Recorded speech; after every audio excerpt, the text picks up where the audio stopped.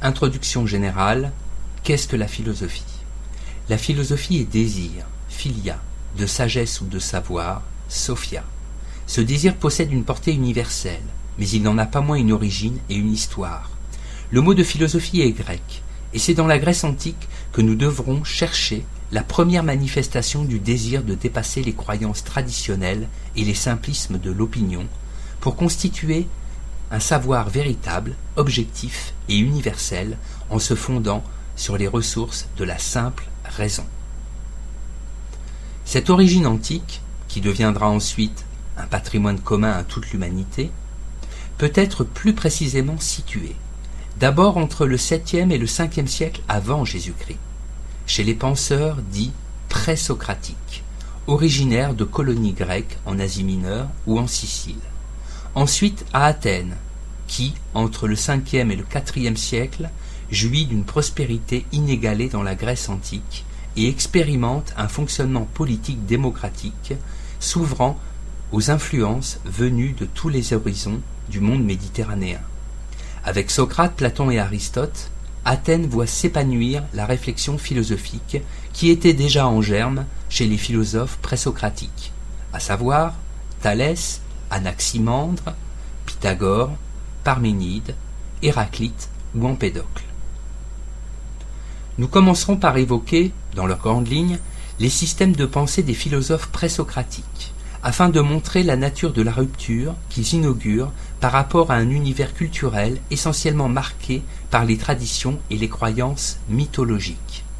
Chez ces auteurs, comme cela sera le cas pour tous les philosophes et les scientifiques qui leur succéderont, c'est d'abord dans un libre exercice de la pensée, découvrant les principes universels et satisfaisant pour la raison, que doit être recherchée l'explication des phénomènes naturels. Nous évoquerons ensuite ces deux grandes œuvres fondatrices, que sont les œuvres de Platon, disciple de Socrate, et d'Aristote. Ces auteurs sont les premiers philosophes au sens plein du terme, en ce qu'ils ne se contentent pas d'élaborer des systèmes d'explication de la nature, ils s'interrogent également sur la constitution du savoir, ainsi que sur les enjeux éthiques et politiques de l'exercice de la raison.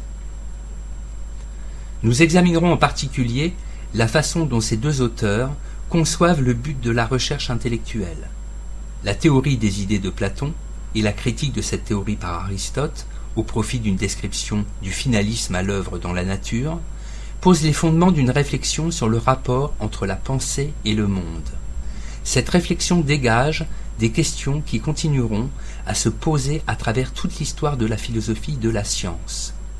Comment la diversité infinie des phénomènes peut-elle être l'objet de la pensée qui recherche l'unité et la cohérence? Comment la pensée peut-elle découvrir un ordre dans le foisonnement du réel? Et l'ordre de la pensée est-il un simple artifice plaqué sur le réel ou une découverte de ses structures intimes et secrètes?